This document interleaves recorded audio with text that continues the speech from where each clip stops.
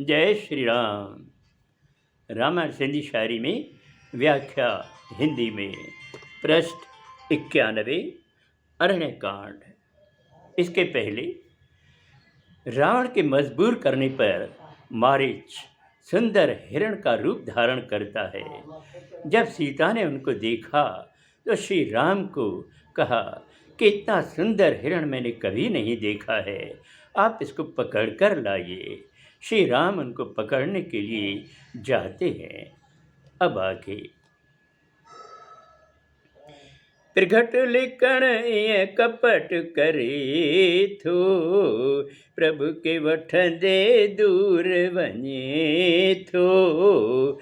राम तकी दे तीर बीमारियो, धरती पियो ऐ जोर पुकारियो। वो हिरण बार बार छिप जाता है, कभी प्रगट हो जाता है, कभी दौड़ लगाकर दूर दूर चला जाता है और श्री राम उनके पीछे पीछे जाते हैं। इस तरह वो श्री राम को बहुत दूर तक ले जाते हैं। आखिर में श्री राम ने भी उस पर तीर मारा और वो धरती पर गिर गया और उसने जोर से पुकार की, पहरे लक्ष्मण नाम पुकार्यो, पुमन में श्री राम उचार्यो। मरण महिल तन प्रगट कयाई, राम नाम सिख साण चयाई। मारित ने पहले जोर से पुकार की, लक्ष्मण लक्ष्मण, और फिर श्री राम का स्मरण करने लगे। मरते समय उन्होंने अपना असली रूप प्रकट किया और श्री राम का बड़े प्यार के साथ स्मरण करने लगा। उनजे मन में प्रेम डिठो, राम बे उनखे मोख डिनो। देवन खुश थी फूल वसाया, वरवर रघुवर जा गुण गाया। श्री राम ने मारीच के मन में प्रेम देखा और जब वो श्री राम का स्मरण करने लगा तो श्री राम को उस पर दया आ गई और उसे मोक्ष दिया। देवताओं ने भी खुश होकर फूल बरसाए और बार बार रघुवीर का गुणगान करने लगे। मारिच मारे राम हल्यो, तीर खया ऐ धनुष झल्यो। सीता रण सा सड बिबुधो,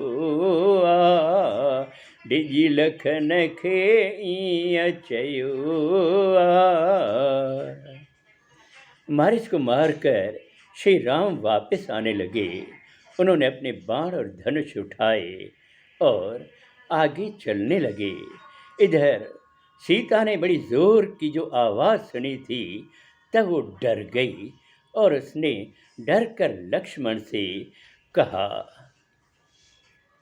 वन संकट में तुहें जो भ्राता, लखन चयो खिल में बुध माता।